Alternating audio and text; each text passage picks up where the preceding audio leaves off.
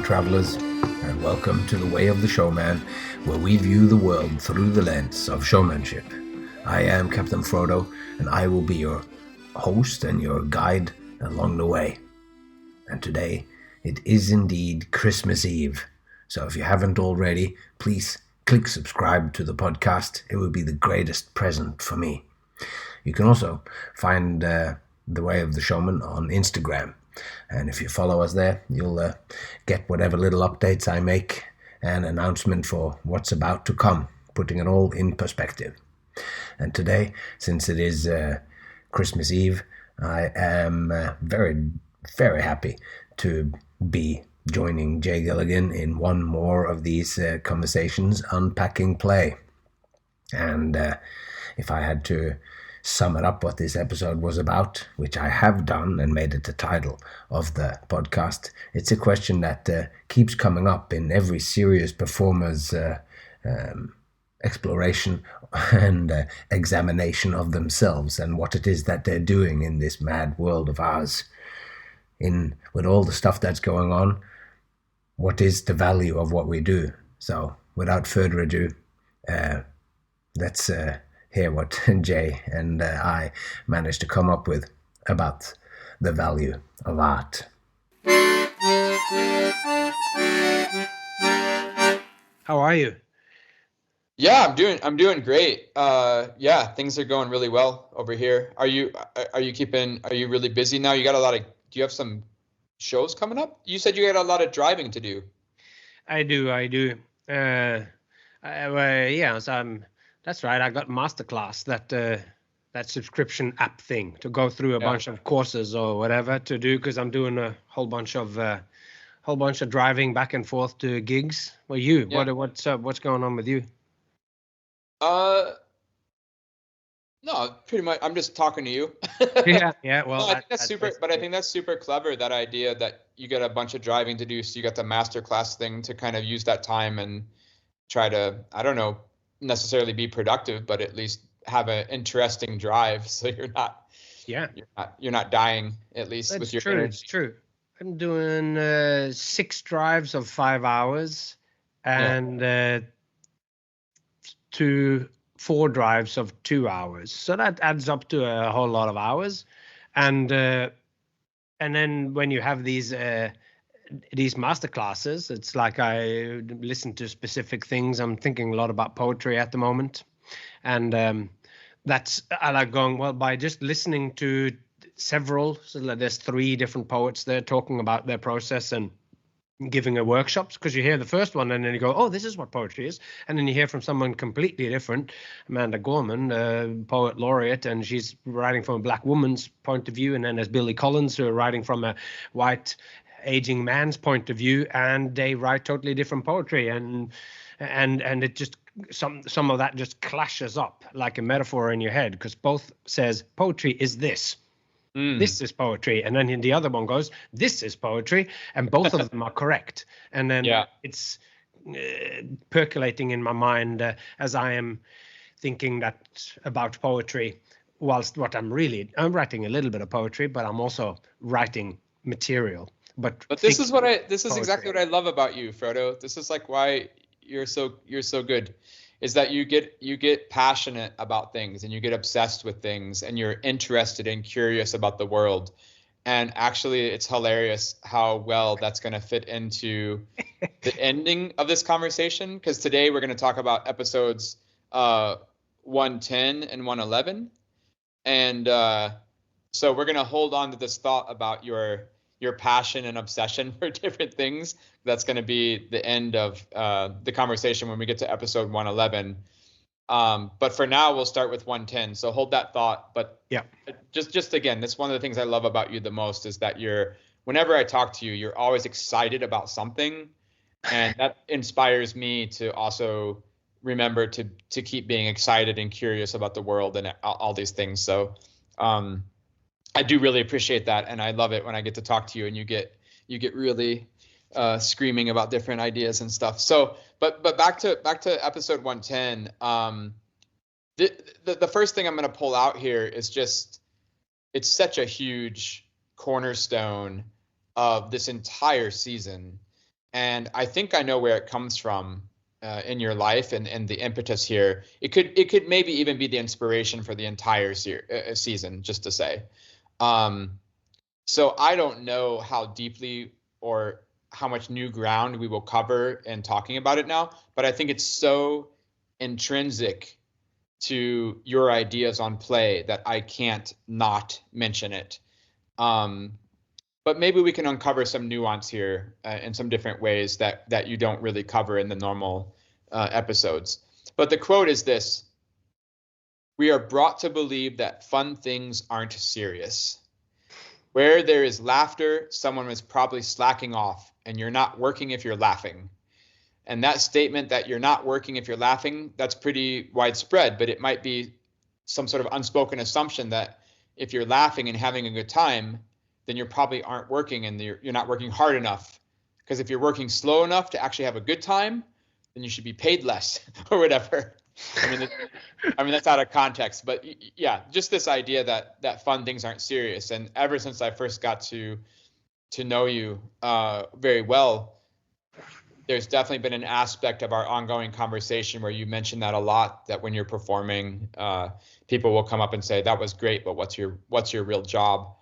And maybe I can bring this up in a little bit of a different context. So because I think you do have some different things to share about this that you haven't actually said before on your regular series about play. And that is, there's also an aspect of this conversation that came up when, so we have the entry point into it when we're talking about your own performances, where oftentimes people will come up and, because of the nature of your performances in particular, that they are full of mayhem and comedy and wackiness and crazy chaos, whatever, that people go, oh man, that was so much fun, but what do you do for a living? Because clearly that's not what you can't do those things for a living because they're silly and they're fun and I was laughing and that's frivolous, and frivolous things you can't get paid for or whatever. So that's one way this idea came up, that fun things aren't serious.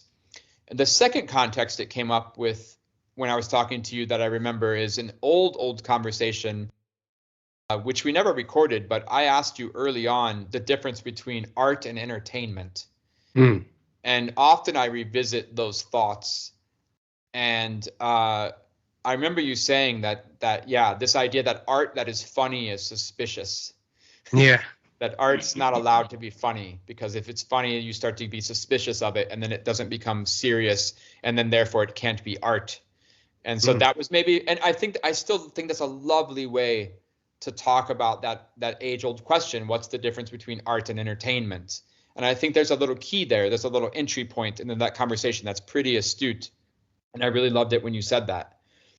Can you talk, just maybe to enter into the conversation, can you talk in a very broad spectrum of the world about, in general, fun things? We're brought to believe that fun things aren't serious. I mean, yeah. Where do you think that comes from, and what benefit is that? Why is that a thing? Why are we led to believe that? It's a very good question, and I don't have a sort of ready-made answer as to why society has done this, but I do talk about it in one of the episodes. It might not have come out just yet, but this thing that fun is not serious, or that enjoyable is not serious. That is this thing that this guy called Alan White, I believe his name is. It's Alan, but it's with an O. And I read about that in Inside the Reptile Tent, a book about carnival, and it was influential on me maybe back in 2001, 2002, 3 or something like that. And I read, it's just a snippet by somebody about this guy, and he just basically said that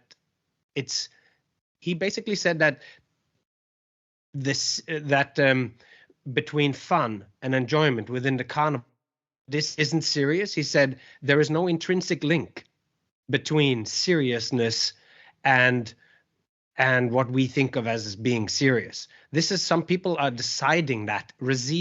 Decisions have been, and opinions through the academy, like through the academies of science, of the universities, of all this sort of stuff, what is allowed to be written about or whatever, and taken as serious. That's something which culture, society, the others, somebody is shaping this. And that thing, that there is no intrinsic link between something being serious and it being important. That's the other important word here. What is important in life? Well, the things that are important in life are serious. But I think it's a really interesting thing that what is serious? Our work. We go in and we go to work and make our money and do all that sort of stuff. And a lot of people go to jobs that they don't like. And then they go and do those things which are not serious. Hence, and this is the thing that I'm questioning, because I agree that they don't need to be serious, but it's the important thing. That's that link, that leap I do not buy. That is you make a move there and you say, well, that's not serious. And I'm going, yeah, no, it isn't. That's true. And they go, so it's not important. We should be doing something else. I go, whoa. It's not serious. But the importance of this thing is that play, which is the fundamental human activity that makes us most human. Schiller says we are only human when we play. When we play, we are the most human, and in fact, we are only human, fully human, when we actually play. When you take away the restrictions and the constrictions of everything else, which is what I talked about in the last few episodes, we're jumping a little bit ahead. It's that the parents afford their children or their offspring a relaxed field where they can behave as if danger, they don't have to be careful, they don't have to worry about food, they don't have to worry about anything, and in that space they can be themselves most fully. So if play is that, and people say that play is driven by self-motivation, by fun, that's the first criteria that I've put up. It's apparent purposelessness, because we do it just because it's fun. We do it for the enjoyment of the activity. And if we just look at that second criteria, we play because it's fun in the moment. It's because we do it for the sake of doing it, and society questions that, because they always go, well, if you're practicing throwing that hat up onto the stick, or if you're juggling, what's the purpose of that? So they always say, and that is one of those things are going, it's serious. It needs to be something that's done for a purpose, or else it isn't serious. Yeah. That's literally one of the points of Eric Oberry's book, Cleverer Than God, which is about Paul Cinquevalli. And Eric picked out these quotes from the old newspapers about Cinquevalli's life.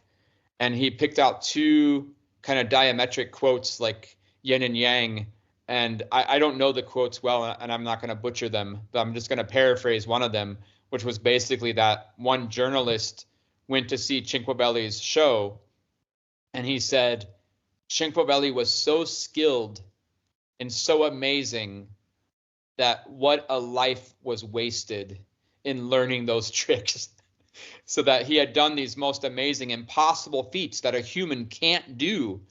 And instead of saying, well, hey, isn't that incredible that a human being pushed themselves to that limit to learn these skills, the actual takeaway was, well, what a wasted life that he put all that time and effort to do these amazing things when he could have been doing something worthwhile, which was probably something more serious and productive, et cetera, right? So that's kind of a fun little point into what you're saying.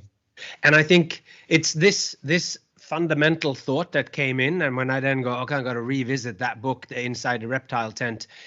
I'm just blanking on this guy's name who wrote it. But when I go back into that and I go, yeah, I'm going to delve into that chapter, I realize that it's not the whole book. The whole book is great, but it's like it narrows down to this one simple thing. There is no intrinsic link between seriousness and importance. When I boil all of that down, it comes down to that thing coming into me and having it read by a person who's an academic, who's a professor at some university or whatever.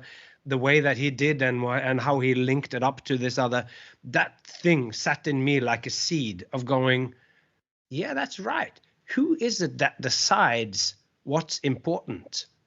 Because what's important to you, and I that's where I go. What is, it comes back to Alan Watts, who goes, what do you desire?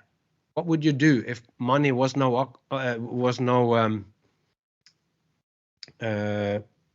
if it wasn't about money? Yeah. If it wasn't about money, what would you do actually, so that you are happy when you do it? And that is what's important to you. And if you deviate from what's important to you, whether it is through that you want to do your career, or that you have spent 15 years in schooling where people have told you what's right or wrong, and this is right, this is wrong, this is right. And then once they, in every end of school speech that people do, commencement speech, because it's commencement, it's the end of it, but it's the commencement of your life. Then they go, and now you've done all these things, and now do your own, go out and follow your dreams. And you go like, right. I don't know what the heck are going, because you've told me all the way along here now. So we forget to do that, and you forget to know what's important, and what's important is what you actually desire. It's what's fun to you. It's that thing that you do, not because it's going to be great for something else, but because of you doing it right now.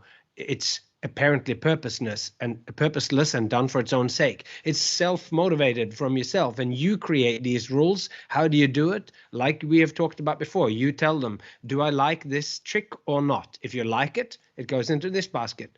If you don't like it, then it's out. You're taking a choice, you're making it, and then you are imaginatively and improvisationally integrating yourself into this process. So there, like, all right, now, so I just listed off basically the 5 criterias of play again here to go into. Yeah, I think so. I think there's a couple different relationships here, and I'm curious to know this other aspect from your point of view, and I'll try to describe it, which is that we have the world's kind of, or society's reaction to, for example, showmanship or performing, for example, right? And then you can say, well, it's not serious, so it's not important, right? And that's where you say you take issue with that statement, right? But we have the opposite relationship too in that equation, which is how we feel as performers towards what we do and society. And I know that Eric Aubrey has also talked about, the circus performer having low self-esteem, because in the hierarchy of the arts in the world, or you look around at like just the physical architecture of the world, and there's a sports stadium, and there's a concert hall, and there's a city theater, and there's not really the circus tent is on the outskirts of town, if there is a circus tent, and it's not a permanent structure, and it's low status, it's in the mud, blah, blah, blah.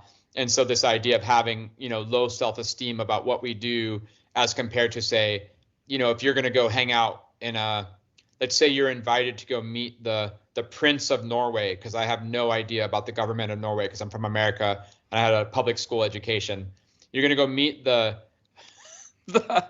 Queen of Norway. There is a Prince of Norway, yeah. You've been invited by the Queen of Norway to hang out at an official ball, and next to you is Norway's best opera singer. You might not be feeling so cool, right? Like in that situation. I mean, just if we take the stereotype of like, you're a clown or you're some sort of variety performer, and then you're there next to the best opera singer of Norway, you might feel a little bit self-conscious or like imposter syndrome or whatever, right? And so I know for myself, I also encountered, man, this would have been 20 years ago. I had some guy writing me being like, about my juggling, and I just distinctly remember the phrase, "You're not curing cancer." Mm-hmm. And that came up a lot. That basically it was in the argument of, is juggling an art or a sport, which of course is a old argument. We've all moved. I mean, as a culture, juggling has moved past that conversation, I hope. It's both. It's neither. It's juggling is an activity. It can be an art or a sport. But I was arguing for juggling being looked at as an art form with a juggler who who only could see juggling as a sport. And I think the implication was, you're taking juggling way too seriously, and come on, you're not curing cancer here. Therefore, X, Y, and Z, that, you know, it's not that it can't be an art form, because also art is somehow serious as compared to sport. Like, we have all these different cultural relationships to these aspects and these words, right? Yeah. And so I really remember this argument, like, you're not curing cancer here, because I was taking what I was doing. I mean, this is exactly what you're talking about. I was taking what I was doing very seriously. I took my fun seriously. I took my art, I took my juggling seriously. But my juggling, I still think my juggling is fun. I didn't think my juggling as being somber or, right, like it wasn't sad necessarily. It was still joyous on occasions. At other times, it was maybe introspective or aesthetically beautiful or muted, or I don't know. It was a form of expression, as art can be. And so you get all those different levels of expression. And I think from the sports, so in that way, juggling for me was very multidimensional. Not only in its expression, but in its different techniques, right? And its different explorations of objects, which you know about me. And so here you got this sports juggler, which is just like, nope, 8 is better than 7, 9 is better than 8. I do 10 and I win because you only did 9. That's very one-dimensional, right? We can say there. And so then his retort was, okay, come on, we're not curing cancer here. Like, we're just juggling.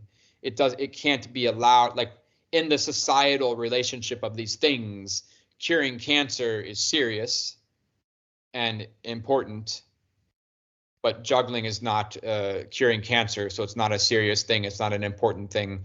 I'm just talking about from my viewpoint to the outside as an artist. And so I know you have those experiences at your shows when people come and say, what do you really do to make money? What's your real job? And that's your personal perspective to the outside in that moment. But how do you view your performing to the larger world? Like, I sometimes, I mean, like, when the pandemic comes, obviously we all had, as performers, we all had a real mental roller coaster ride of emotions and thoughts about what we do. And you've done a lot of recordings on your podcast about that, you know, the day the music died or whatever, showmanship died. And I just do one little more observation and throw it to you for some comments. But basically, every time there's some sort of disaster in the world, whether it be natural disaster or political disaster or whatever, you always get artists piping up, kind of justifying their existence to the world. It's happening right now. It's happening lately, where it's like, now we need art more than ever. Artists are more important than ever. And I kind of feel that that's like whistling in the dark, or I don't know the phrase there, but it's like, by screaming art is more important than ever, it's actually, I feel that it's coming from a place of like bad self-confidence of like, oh my God, is art necessary right now? And it's a little bit like the magician who takes the hat off the head and says, and here in my hand, I have an empty hat. And by saying the word empty, you're kind of underscoring the point that like it might not be empty. Because if it was empty, you would just say, here's a hat. And if you're just taking a hat off your head, you wouldn't even say, here's a hat, because people can see it's a hat. So it's a little bit this like running when you're not being chased, which is a magician's like way of saying things. So when these artists are like, you know, like take the tragedy of like 9/11, you know, I mean, the biggest terrorist attack in American history, right? And then after that, you had all these pop stars who are like, I'm going to sing, like, we're going to sing together. I'm not saying that's bad, right? At all. But I'm saying there is a little bit of a moment there where artists are like, because what we're talking about right now is being serious and important, you know, in terms of cultural stereotypes and relationships of what we're doing. And the artist says in that moment of like, hey, where do I fit into all of this? Like, where is how does society relate to what I'm doing as important, right? And one way, and then or like there's another way too. There's another example. Donald Glover, who is his rapper name is Childish Gambino. And then he just put out his last album as Childish Gambino, and he made a film where it's like the end of the world. There's some sort of like monsters attacking or aliens attacking, and then there's a protagonist in the movie who's a woman who she's fighting for her daughter's life, and they're going to survive the monsters, and they meet Childish Gambino, and then there's just a moment when she says, "Okay, and what do you do?" And he goes, "I can sing really good." There's a monster attacking, and he's like, "I can sing I'm a famous singer." And of course the comedy there is like how irrelevant and how useless is that, right? But we can expand that to the bigger societal stereotype. And that's what I'm talking about when like the pop stars all united after 9/11 to kind of make their voices heard. There was definitely a sincere altruistic, like, we want the world to be a better place and we're going to raise funds. It was a fundraiser, I'm sure. But there's also that kernel of like from the inside of the artist of just like, how am I relevant in this world? And I know I personally struggle with that sometimes. Again, the pandemic was a very clear point of this struggle of how we sometimes relate to our work in the world. But I know sometimes I'm just like, what am I doing with my life? And like, how does this fit into the larger picture? Yeah, this is what the Way of the Showman is about for me. It's articulating those thoughts.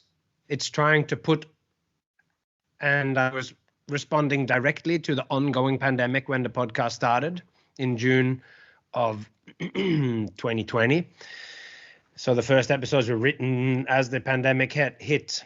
The day that showbiz died, it was the first it was the first episode, and it had happened I think it wrote it in April or something like that. So it was just whilst the pandemic was becoming real. So and for as much as I say, is this what you do for a living? In truth, it almost never happens anymore that people say that to me. But that is my shorthand for pointing out the value of what I do. Right. Or so. And to point out these mistakes. Because I think that equating seriousness with importance. At one point, I think in the back time, they could go, oh my God, Paul Cinquevalli on the front page of the paper. He juggled these things and he did this stuff, and it was the greatest sensation of New York City on this day. And then at some point, we don't put entertainment news on the front. We only put it on the front when it grabs us more than that. And slowly what's going on the front page of the papers, it's somebody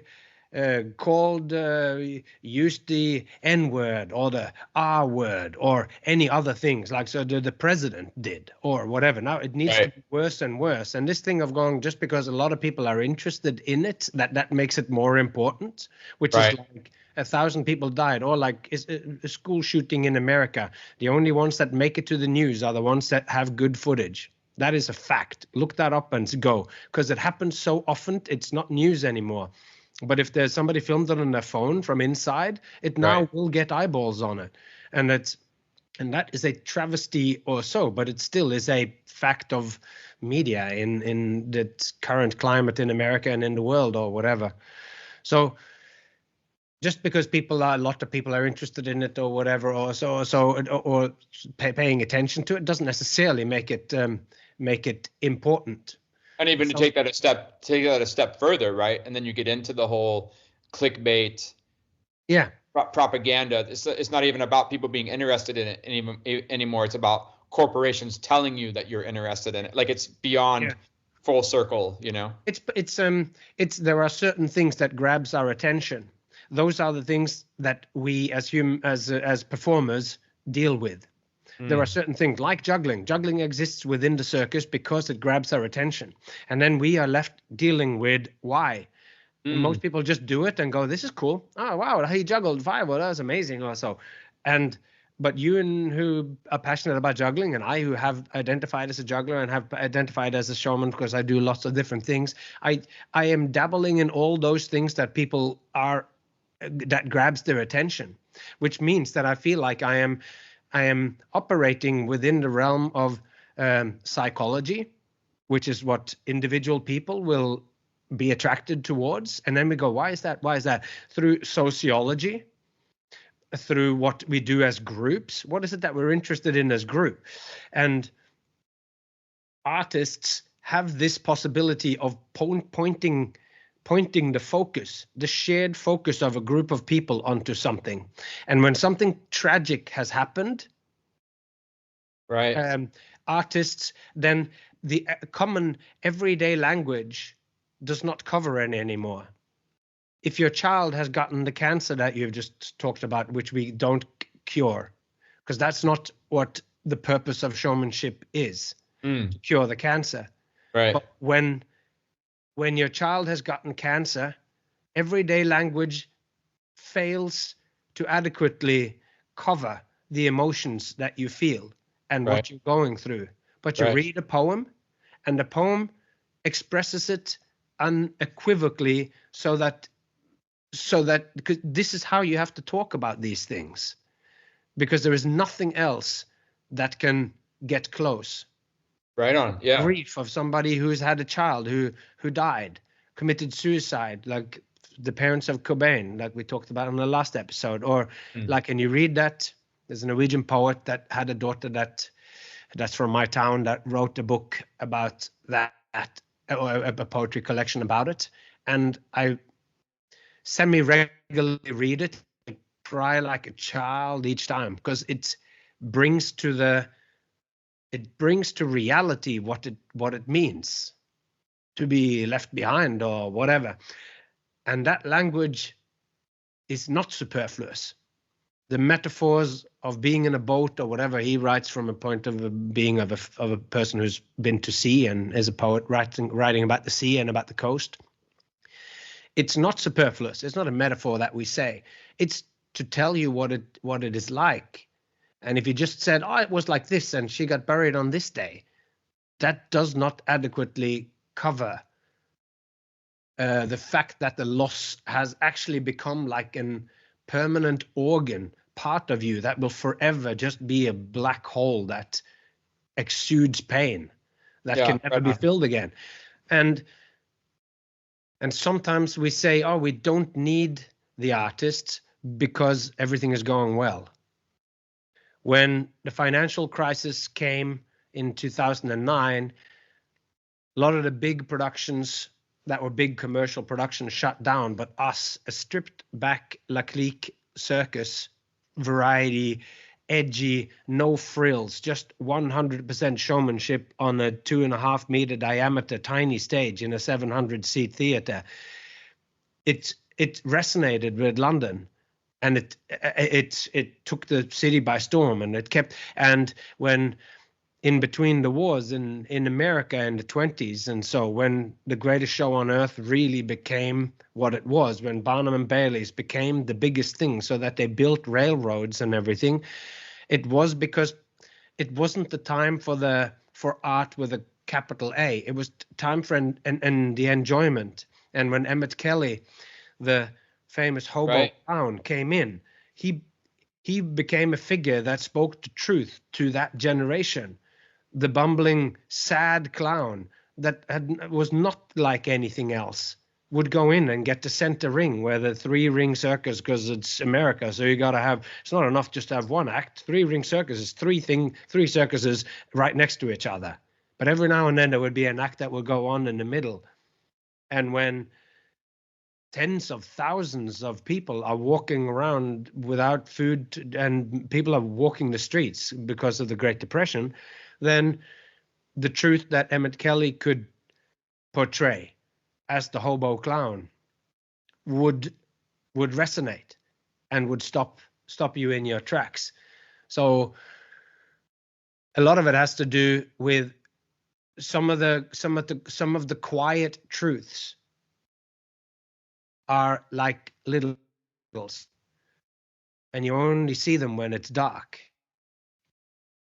But when it's dark enough, that might be the thing that stops you from just blowing out that last candle. And so we are there as that final rescue. And when you're just going about your day and everything is going really well, then the only thing that will get through to you is that the president used a racial slur, or that somebody called women a derogatory thing, or like these are the things. Or if you're going to go to get entertainment, you need Marvel movies where it's not even just the story, it's self-referential now. So they're looking at the camera and winking, and they know it's a superhero movie, but it is also this and it's also that, and it's so CGI that it's left this earth, and it's like Doctor Strange or whatever it's gone into. It's so multidimensional now that it's like and it's just that's the only thing that goes through, the beeping and flashing, and that's what you need. Yeah, it just obliterates your senses. It makes you numb. Yeah.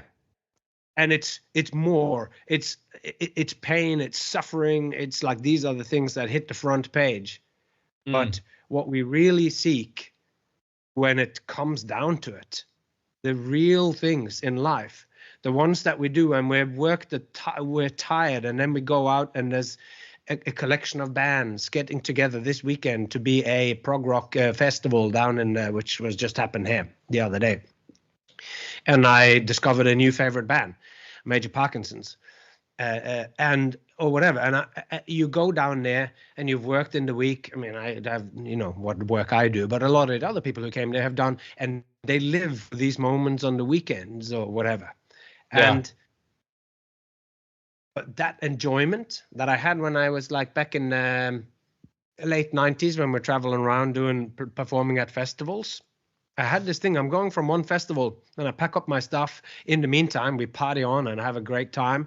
And then we go to the next festival 2 weeks later or whatever. We were living the festival life all the time, going, why do we have to do the other stuff in between? Why not just live in this mode? Because you can. It is possible. And being a performer, I keep being put into the situations where when they're having a good time, but they're having a trouble achieving the good time that they want. My role at the event, one of the ones last week, they've had a conference during the day.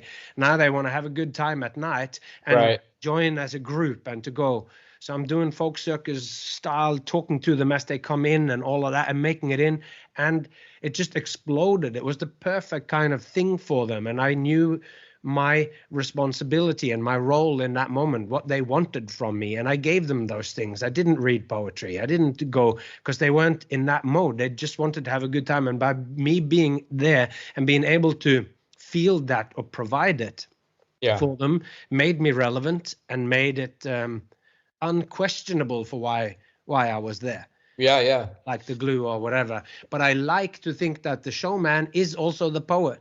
So in my ultimate imagination of myself, it would be that when I am then invited to the, like when it says weddings, funerals, everything, if you just take that stupid phrase seriously and you go, what could I do that would be everything that they could ever wish for by a person facing the other way? Yeah. Like the priest is when somebody dies, or the friend is who can say something when somebody dies, or that is there to celebrate love, because when in a marriage. So yeah, what is the correct thing to do? I mean, I really appreciate that answer.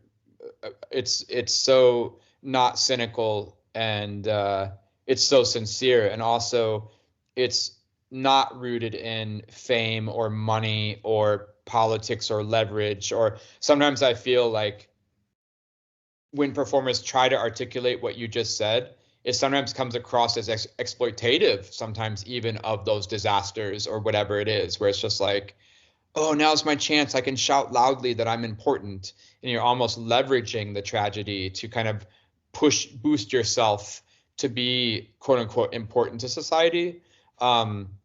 That's a very cynical take on it, but I think what you just outlined was the most humble, pure, like real truth there of good intention and desires to make the world a better place. I really appreciate that, to not take it into the, and taking it seriously What does it mean if you start from something as simple as me facing somebody else, and my goal, a purpose to be there is to enrich the time that we have together so that becomes more than. And how do you do that? I tap into psychology, the things that are our drives, what we really want, because we just want to have a good time. We just want to have a good life. If you don't have that, you're struggling to survive.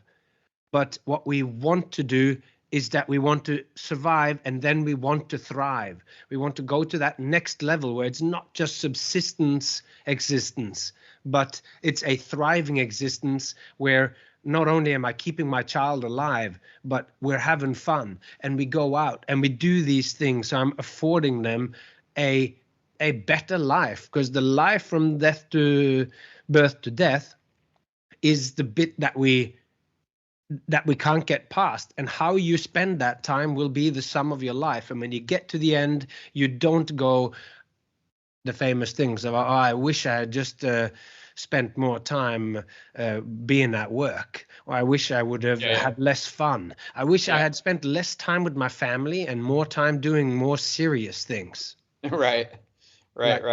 Okay, cool. Well, let's wrap it up on that. That was perfect. Because I want to get to this next quote. And it's a curveball. Good.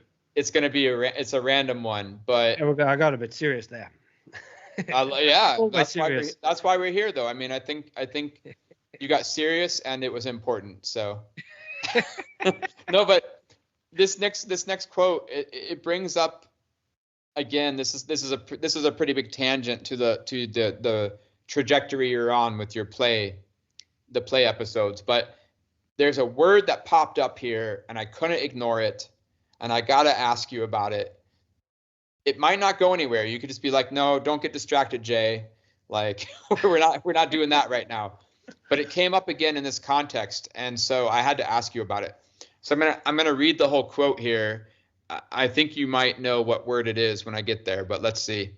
And another reason for that is that some of the play which is most fun, which all those people who are into circus, hanging on a trapeze, or people who are learning how to stand on a ball on top of a table, or people who are juggling knives or fire, or people who are doing fire eating or fire breathing or sword swallowing, or people who are like a magician who's standing in front of an audience and says, now I take this ball and place it in my hand, and they absolutely aren't doing, this is an AI problem here, translation. They can stand in front of the audience, and all this stuff has risk involved. And some of the most fun play that we can have is very risky. And so this is a further biological aspect which steelmans the importance of play. Like, why is it important? And part of the reason why that's happening is that many types of play has elements of risk and danger involved. So here we are again, my friend. Yeah, talking about your risk. pet peeves or pet aspects of juggling. Well, like, it's this is why those words are there. It's influenced by you. You right. put those words in my mind, of course. So I mean, and the reason why we have talked about it and why juggling talks about it is because they are parts of what we now just in this episode I've talked about. It's part of psychology. People respond to that. And part of why also like people pay attention to the terrible things is because of conflict. When you tell a story, it was a guy, he walked over there, then he walked over there, then he walked over there. This is not a story, but he walked over there, but there was a giant troll in the way. Now we have something. So you need that to propel it on. But anyway, it's danger, risk, I can't remember what the third word was, but danger and risk, just as aspects, those are things that grabs our attention. And risk, anyway, you wanted to say something, so did you want to formulate it a bit more? Because no, sure. So I mean, it's that constant dilemma I have, but I think we started to untangle it with our recent conversation about my epiphany, which I'm alluding to, which nobody knows what I'm talking about. And we'll have to do an episode on that, Frodo. But like, I'll try to get some context, which is the risk is always there. but it's Yes. not the thing that we're focusing on. And it's the risk and the skill which manifests the thing that we want to show and share. And so the question, it's the eternal question. Can you, for example, with juggling, can you have juggling risk? And of course, that's a philosophical question. And it's like, on what level do you mean risk? Do you mean concretely or philosophically or existentially or whatever? What does risk even mean? Blah, blah, blah, blah, blah. We can argue about the definition. But basically, I already subscribe to your idea of what a drop is and all that, as there's already risk in there of like that a drop or the risk that you have as a juggler of dropping or whatever is a failure of intention. Exactly, yeah. Because if you're doing a sports moment, like your friend in the previous episode going, it's not curing cancer, or this episode, but all that matters is whether you can do 9. You can do it and just show that you can do it. But the real sports moment is when you transcend yourself and you go, every now and then I can do 10 rings for X amount of throws, and then 11 drops. Maybe it would be inconceivable to do that in a show. But if you really are trying to create the sports moment, the time when the new high jump broke a new world record, sometimes that takes X amount of attempts and you feel like you're watching a world record, and that changes it. So that, but I sidetracked you again here. No, I'm not. But I was going to say that the biggest risk, which underlies everything, when you go below juggler, when you go below magician, failing at, here I have a ball and now it's, oh shit, it's still there. Not much. Like the biggest underlying risk is just me stepping out in front of an audience. When I am facing them, then will the time that we have together be fun? Will it be awesome? Will it enrich me? And it's like, can I justify and be valuable in this moment? Because if you go out there and they go, well, that was a waste of time. If that's the experience of the people in that room, then I haven't justified myself and I have been a waste of time and I have no value in that moment or whatever. So that's always there. Like, and then what you fill that with when they give you the attention for a period of time, will they afterwards go, yes, that was positive, or was it negative? Did they steal my time and time was wasted, or did they enrich my time and it become one of the things that I will think about for a long time? That moment of time, that experience was awesome. And in there, sports is fine. Sports moments are fine. Artistic moments where you're just juggling improvisational and the balls drop as well. The only risk that you have is that the audience are going, oh, this is self-indulgent now. He's doing this more for him than for me. And if that's in an art gallery and they're expecting that, then they might push through it again. And they go, like on a comical example of you exaggerate the moment in the happening and you do the same repetitive motion first, and then you go, this is boring. And after a while, it starts to become interesting again because you start to see other things that get brought in. Ideas are being brought into your mind through the encounter with possibly with boredom or whatever, or which is like a joke that's taken too far. The Holy Grail with Monty Python, and he goes, oh, it's just a flesh wound, and in the end there's no arms, no legs left, and he's still that. So it's like going, oh, this is funny, oh, this is not funny, it's not funny, and then at some point again it starts getting hysterical because you double down on the thing. So maybe those are some. Oh no, I think you just answered. You did a great job there of answering what I was kind of getting at, of like why you were talking about risk in this context of play. Like, you just answered it perfectly. And again, I don't want to get into like reimagining the definition of what the word risk means, but there's one trendy word or phrase that's been paraded around recently, and that is skin in the game. Especially in terms of like crypto and NFTs and artificial intelligence. People are talking a lot about skin in the game.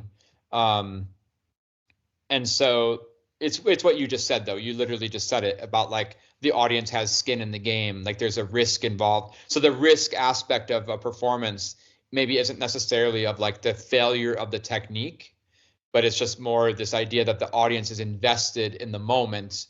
And without the skin in the game, and again, if we can look at risk as having skin in the game, having a investment into the success of this procedure, then without that risk, it's not engaging, it's not exciting. The people, well, you maybe don't have their attention, they don't give their time to you, or you abuse their time, or you abuse their attention. I'm just repeating what you just said in a little bit different way. But this idea then of risk, it's kind of a nice way to look at it, maybe with my juggler angst with that word, which again is just this idea that yeah, people can't get past the risk to see anything else. Yeah, but it's also, I think it's, sorry. But maybe a gentle way of saying that is that maybe a more generous way of looking at that is that the people, in terms of having a risk, it's more that they're having a skin in the game of that moment, that we're living in that moment for real right here, right now, and that moment has real consequences, and that those consequences can be looked at on another level other than just the very basic level of, did I catch the ball or not? The consequences could be that you could be moved to tears, or you could be erupt into joyous laughter, or you could, whatever, right? Yeah. Really good point. And that's right. So the audience don't know that, and you might never have it articulated it or whatever. But as we discovered, the closing, when we successfully managed to close space exploration and the music and the juggling and the deconstruction and the Ivar balls of the balls that disappear. So in the end, the process of juggling is beautiful as it part, and in the end, there's nothing left to juggle. It's just Ivar.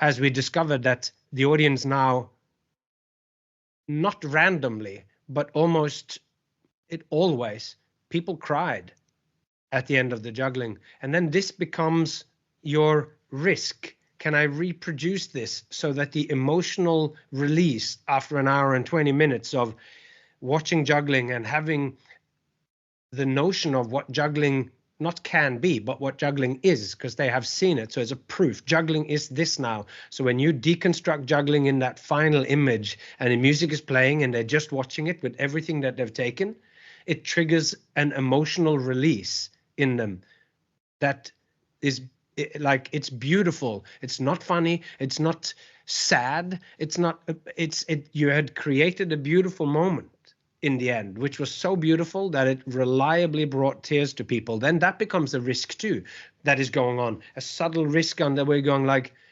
did I manage to create truth strong enough so that in this final moment they get this release or whatever. So that's a type of risk. But most of the time, what happens when we talk about risk is, of course, I am going to juggle the fire. The risk is implied. You don't want to burn yourself. You don't want to burn the house down or whatever.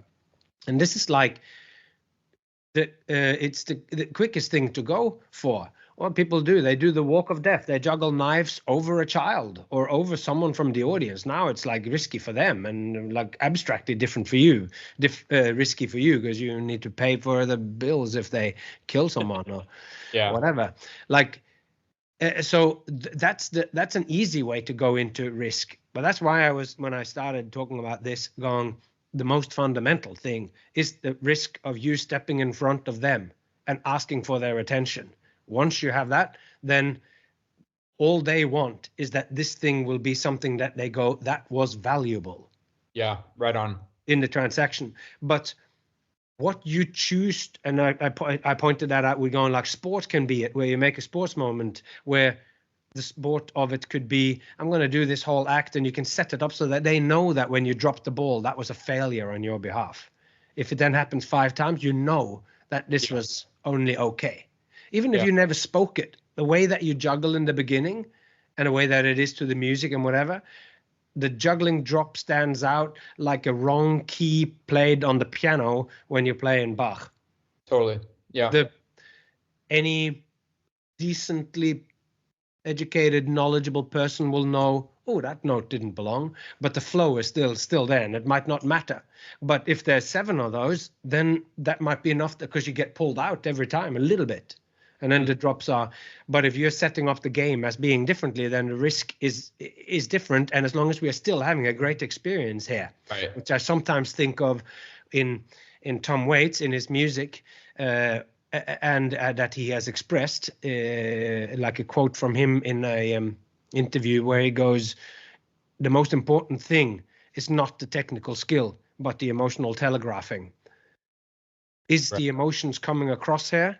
Then whether I play this bong note or not is not what it's about. And in fact, the fact that it's a diamond in the rough and that you need to somehow look away from these constrictions of the hiss of the record on the vinyl or like whatever it is, once you look away from that, you have this extraordinary and maybe fragile beauty that's within it again. That I think is that's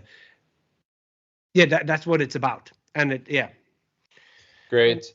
Yeah. Great. Well, thanks for those thoughts. I think I even had a little bit of a new understanding of risk there. Took a little step towards enlightenment and relieving myself of risk in my life. So let's leave it at that. Let's wrap up with the last But I want to thank you now. But just before you do, we wrap up with the last one. Thanking you because you're putting these things of skill, difficulty, risk, which are the three words that are in what I wrote because of my conversations with you. Because we're always looking for shorthands, looking ways to name the unnameable, what can be done in front of an audience. And it's true that those three words can be about poetry, they can be about music, and they can be about juggling.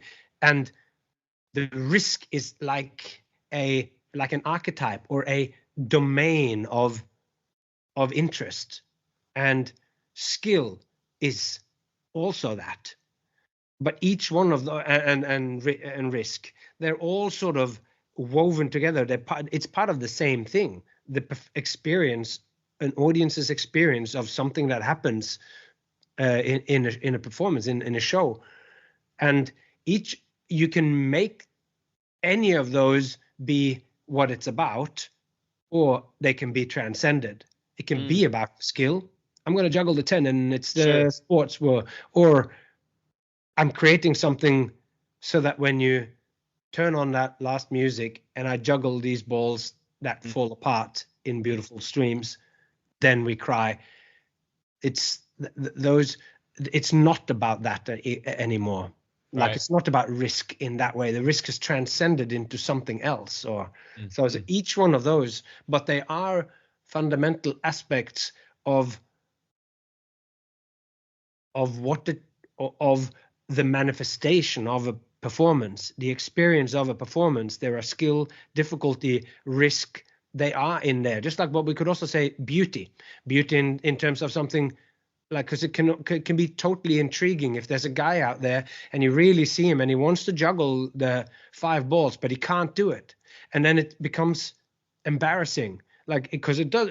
But then at some point when they actually do it, you have this moment of triumph, because it's like the person can have a full breakdown. And to watch this is valuable. This is human interest story number 1. It's somebody who set out to do something and then they genuinely are ashamed. Like, to see that happen, that somebody wanted to do it, and I don't know what's going on now. I had this in mind. Like, this is like you're watching a train wreck, but if that ends in triumph, and I've had that, then it's like poetry, or then it's emotional and important. So as much as we've belittled those, juggling, skill, difficulty, risk, they are also somehow these powerful truths of the reality of performance. Yeah. I think that's a really good way to outline the yin and yang of that, of like, it's not the point, but it is everything, right? And there's that tension between the two. Well, let's jump to episode 111. I just have one. And 111 is then about the manifestations. 111 and 112, if I remember. I'm not looking on my thing, but it's about the manifestations of play. Like, if play is this fundamental way of behaving and taking in the world or whatever, then how does it manifest in the world? Where do we find it, and how do we spot it? Because it's a process. It's not a thing in itself. So how do we spot it? We got to spot it within other things, like Right. within circus or within love or within children's games. Right on. Yeah. Well, you were talking about meeting Ivar Hacksher, and Ivar talked about there was a progression from curiosity to interest to love. Yes. And I kind of wanted to, this isn't really a question about that because that was very clear to me in the episode, but I wanted to have your opinion on one aspect of that journey. And that's basically, I mean, you talk a lot in the episode about the strawberry. Is it dying? Is it dead? Is it rotting? And all these things. And that was a nice example there. And the mystery of I'm just reading from the transcript. The mystery of the strawberry has transformed a curiosity into interest. There's just like a little line. I mean, this is really out of context but go listen to the episode to understand what we're saying here. But the line is, the mystery of the strawberry has transformed a curiosity into interest. In this transformation of curiosity to interest to love, I really wonder, for you in your life, how do you protect, encourage, nurture, inspire your curiosity and your interests and your love? And to give some context for that, it's that when I was younger, I took those things for granted. And like I had said earlier, talking to you, the thing I love about you is your constant curiosity and your passion, and you're always like deep into these different interests. Right now, you're super into poetry again, and you're always exploring. And we started off this conversation right now talking about you bought the masterclass pass so you could have this 30 hours of driving and listen to these different poets. That's so cool that you are into these different things. And I just wanted to say out loud that that's not to be taken for granted, because one thing I saw when I was a young performer, but well, okay, sure. My first show was when I was 8, so I guess I was a young performer, but more I identified myself as a hobbyist growing up, but before I became quote unquote professional. But one thing I remember distinctly in my teenage years was looking up to my peers or the people in the juggling world who were performers, and kind of the established, like in one way, superstar performers of that world. A lot of those people, they didn't like juggling. They weren't interested in juggling. They weren't curious about juggling. They didn't know about juggling anymore. They had, and this is for many reasons we don't need to get into, but it had turned, for a lot of them, it had turned into a job, and they only juggled in their show, and they only juggled in their show. They only did their show to make money, and they were interested. I mean, vocally, this isn't me. This is not conjecture. This is from their own mouth, that they were interested in other things. A lot of jugglers, for example, got interested in drumming as a hobby. And there's a lot of rhythmical connections there, coordination and skill, but music is culturally way more cool than juggling. There was another observation I made when I was younger, which is that jugglers in America, their ultimate journey was to that of a stand-up comedian. And there's so many jugglers in the 80s and 90s when I was growing up were like, I finally made it. I finally got rid of all the props. I became a stand-up comedian after all these years. I don't have to hide behind my props anymore, because they were comedy jugglers starting off. And then finally they got the confidence to ditch the balls and just tell the jokes. Whereas in Europe, the aging juggler went from juggler to dancer. That was like a trajectory for a while in the 80s and 90s with contemporary circus and contemporary dance, that like a lot of the contemporary circus with juggling in the early 90s, late 80s, whatever, mid 80s, was juggling and dance. You would do some contemporary dance while you juggle. But then, of course, dance is way more serious and important than juggling.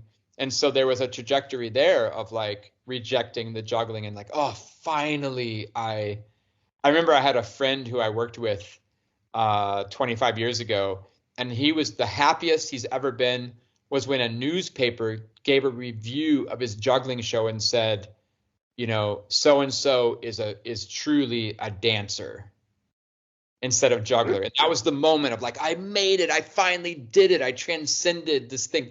And so just this observation that like the people I looked up to when I was starting out, they had all kind of lost their interest and curiosity and love, I would say, of juggling. And I think that's one thing that really formed my life, because I really doubled down on myself and promised myself that I would never lose that. And that was, in one way, that kind of promise I made to myself carried my love and interest and curiosity into where I am now. And so I wonder for you, and so the point being, again, that we don't take it for granted. Absolutely. Amen. And so for you, how do you make sure that you are still interested and curious and you have love and in that process? Yeah, great question, and great way to, that was a really interesting little arc there. I think it's in me to be interested, and maybe it goes all the way back to the Waldorf and the Steiner thing, and me reading Steiner, who considered everything deeply. And there is something about that, because when a couple of episodes ago, I talked about the Norse myths with you. Mm-hmm. And when I did that, one of the ways to unlock what myths was to look at the way Steiner talked about them. Because Steiner talks about myths. He talks about fairy tales, he talks about beekeeping, and he talks about movement, and he talks about philosophy. It's where his doctor's degree came from. And whatever it is that he talks about, he takes it 100% seriously and puts it into a greater context than I can do. And there is depth to be found everywhere. I find that, see the universe in a grain of sand, to decide to look at something.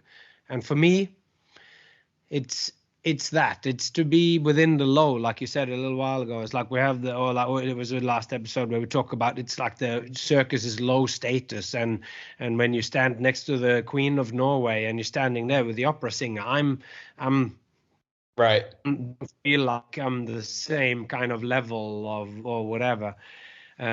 So I don't know, I fell into the other one. But so how do we keep that curiosity going and to feel value in that? Yeah. And some of it, I mean, it like there were so many things in the last one that I think I'd lost my thread a little bit now on what it was I was going to say when I got stuck into what we talked about with the recess and everything. But what I did think about with the people that evolve into different things that they do. Yeah. They evolve from juggler to stand-up comedian, or juggler to dancer. Yeah. And what I do think that is a fact of what we always do when you're growing old within a field, when you are continuing to do it, my focus is changing. So those people might then have gone, was it just that they wanted more fame and fortune, and that was their interest, and that they found that through stand-up comedy? Or did they feel like they wanted more, like it's easier to find a community of people who understand you as an artist if you evolve into becoming a dancer? Yeah. Because exists a group of people who look at dance and criticize it. And they can criticize it because they know what dance is, so that they can put you up against it and up against other dances, up against dance that has happened before, choreography that has happened before. They can see if there's something new in your show and not just be dazzled by the jazz hands or whatever. Yeah, I mean, in that process of the American juggler becoming a stand-up comedian and the European juggler becoming a dancer, I see it more as a process of them looking for external validation. And something about this aging process and going through the industry and your career progressing, I think as a juggler, for example, you have to have a lot of internal validation, because there's not a lot of external respect and money and fame and glory and whatever, or even respect, you could say, from the different art forms and from society. And that's been like the kind of, trendy battle of recent years, of the last decade, which is this justification to the different European governments and even the American government, for example, that circus is an art form, as is dance and theater. That's been the whole funding grant system that people have been trying to establish. And so I just see that journey.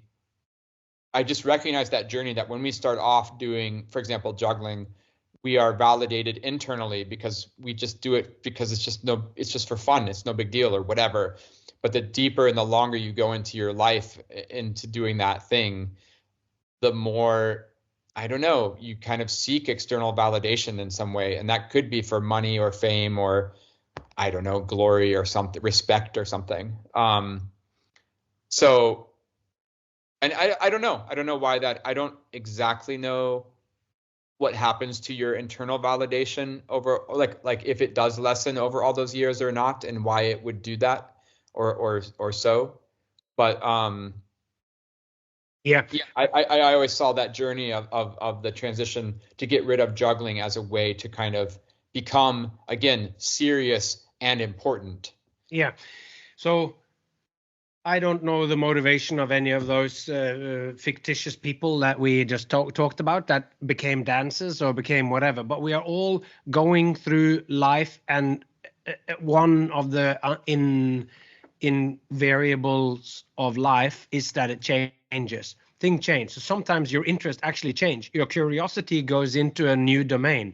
Maybe it's dance. Maybe there you find something that you haven't found. If you seek depth in dance, and you can read a lot more about depth, as in how it's connected to everything else and the history of it and everything. You can read much more about that and find much more cultural validation for it than you can if you do juggling or if you do circus, because it's only in the late 80s that freak show, for instance, became a valid topic of exploration. Comic books, same. Like before that, it was just garbage, and then it changed. And then in the 80s, Neil Gaiman and Grant Morrison did The Invisibles and Sandman, and this was the first things that got into it. Neil Gaiman's Sandman was the first comic book to be reviewed by the New York Times book review or whatever. It hadn't happened before because there hadn't been any work that could take that kind of, there hadn't been a work of comic books that warranted that kind of, at least not unless you started to look deeper into it. You needed to look on deeper levels, but then that work came and it opened that up, and then you can look into the origins of the superheroes or the Donald Duck, which was also an extremely early comic, and then you can see the depth in that. So there's something in there, but we're always changing, and sometimes you change out of what it was that you already did before. Not everybody was then lucky or doomed or blessed or whatever, like you and me are, where we're still sticking around with those things that we did. But wait, I love it. Lucky, doomed, or blessed, and I'm with you. And let's to say that's hilarious. It's like, like it's going, oh well, this is what I do, and I look back at my life, I'm still talking about showmanship and whatever, and stuff that I wrote in 1990 or whatever. Like it reflects some of these things that I'm still talking about now. So maybe it's just because I'm simple, but I'm finding more depth there, to return to the thread that I lost with Blake and the world in a grain of sand. So we're all transforming and evolving. That is a part of how one can stay alive. You need to continue to put stuff in, to put stuff out, eat food, and have inspiration come in. And some people evolve into, because external validation, that's very important. You need to fit in and whatever. But also, if you are seeking depth, you might feel like you have found everything there is to find within juggling, or everything there is to find within performance, showmanship, like on the entertainment level that I'm going down. And I think that to be able to to find it, you need to continue to find new depths. And if you stay within the same field, you need to plow those depths yourself. And you need to look closer, always look closer. Look at that grain of sand, and all of a sudden, when the stick falls just right, and Michael Motion sees, oh no, this is 5 years of exploration. And then at the end of it, I will have a violin that plays in 3-dimensional space. And people will be like, so you see this thing, and it was there all along, but only you could see it, and only you can spend that time to then develop it, to create something new, so that after that they go, well, the violin in 3-dimensional space happened. We can't ignore it. John Cage did not play the music for 344 and all those things. And now we can't ignore that has happened, because you go, yeah, that's valid. It's not what I do, but it's valid that it happened. And to know that it existed, and that this is a possibility that has pushed into adjacent possibles, and what you're making is now different. So that's one kind of aspect of it. It's that you got to look closer, and that if you think that something, how do I stay curious? So if I think that something isn't interesting, sometimes to look closer at it, then you realize that it is. And the Dunning-Kruger effect makes fools of us all. You think that you know everything. You think that you know everything. If you think you know everything, it's because you don't know enough. Yeah. And this is always true. It's true for the most enlightened beings. It's true for the most hardened skeptics. It's true for me all the time. If I think that I know the extent of what it is that I'm holding on, what I'm working on, it means that I need to delve a little deeper. And all of a sudden you have another breakthrough, and then you go, oh, and your curiosity is started again. Right on.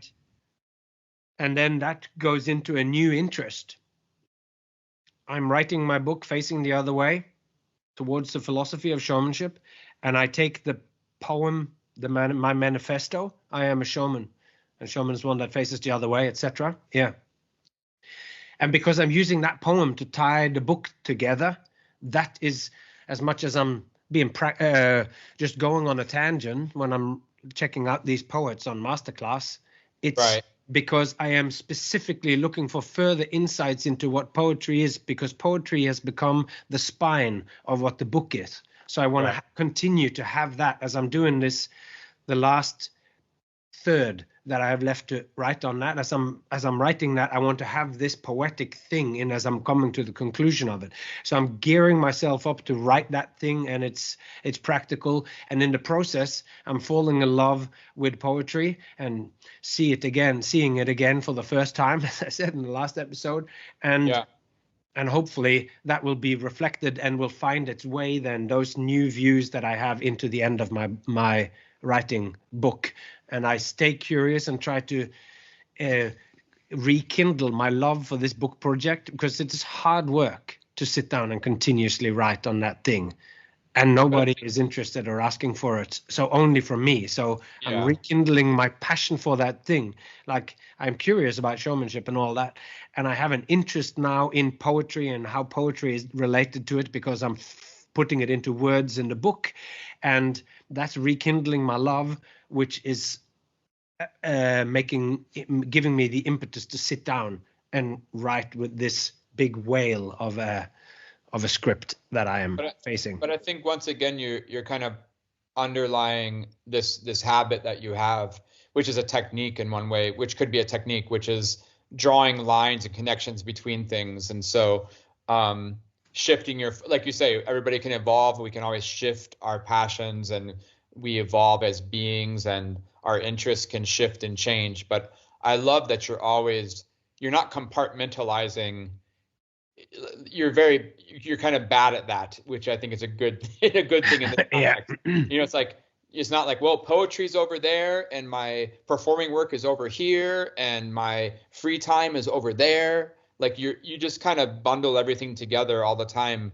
And I think that helps fuel your curiosity and passion and interest, because you're always, like you say, rekindling old ideas, because you're drawing them in and you're allowing yourself to draw connections. I think that's a very valuable technique. So for example, again, this is just all conjecture, like you said, I mean, I know some of those old jugglers who stopped juggling, but it could be this thing of like, well, maybe you like I said, some of the jugglers turn to drumming, in their free time. And it's like, well, why not draw a line between drumming and juggling? Like that could also be a way to become interested in juggling again, etc. And I think you just have this capacity of your mind to just be more open-minded towards those kind of little connections, which I think is really a good technique to point out. And the second thing is that, like you said, the technique of like, if you don't understand something or you don't have a passion or a love or a curiosity, look closer instead of looking away, instead of, at least maybe take the time to understand something before you reject it as not having a curiosity about it, which I think is kind of counterintuitive in one way, because like your curiosity would draw you in. But I think I love it as a kind of practical technique, as a philosophy even in your life of just like, hey, before I dismiss this thing, I'm going to even look closer at it. And I think those are two, like that looking closer and then drawing connections between things can really keep the passion alive. And I think about this topic a lot because when I was younger, I took this for granted, the passion for things and the curiosity. And then when I was older, I realized it was because I noticed that other people didn't have it all the time. I go, oh, so maybe that's actually like a valuable thing that I have that I just took for granted. And then once I stopped taking it for granted, I wanted to learn how to express that to other people, to the students, for example, in the circus school, and say, hey, not only should you practice your technique and you should practice your you're making decisions and you should practice making choices, and you also need to practice how you curate and foster and nurture your passion and your curiosity. So I think it's a important topic, but super important. I love that. That is really good. Cool. That's passion. Like, keep the passion alive. Have that fire burning. That's great advice as a thing in itself. Love it. Yeah, great. Well, hey man, that was 110 and 111. Thanks so much for hanging out and answering my questions. It's so good that you have an interest and a curiosity in this. I love it. Yeah, man. Me too. Well, hey, I'll see you in the next one. See you on the next one. I am aware, of course, that not every single person out there are celebrating Christmas. We got listeners in more than 3,000 cities around the world, but whether you're celebrating Christmas or so, it's a big deal in my household, having a 12-year-old and growing up within this Christian Western context. So it's a lot of fun. And wherever you are and whatever you are celebrating or not celebrating today, I hope that you're doing it surrounded by people that you like. And I hope that if you are in solitude, which, let's face it, is a big part of the way of the showman, travel to places where you don't know anyone, then I hope that you're finding solace in your own chosen loneliness, and that you fill it with meaningful things today, be it Christmas Eve or any day, and that you manage to discover that with all its scams and drudgeries and broken dreams, it is still a beautiful world out there, and I hope that you can see it in the cracks. So until next time, take care of yourself and those you love, and I hope to see you along the way.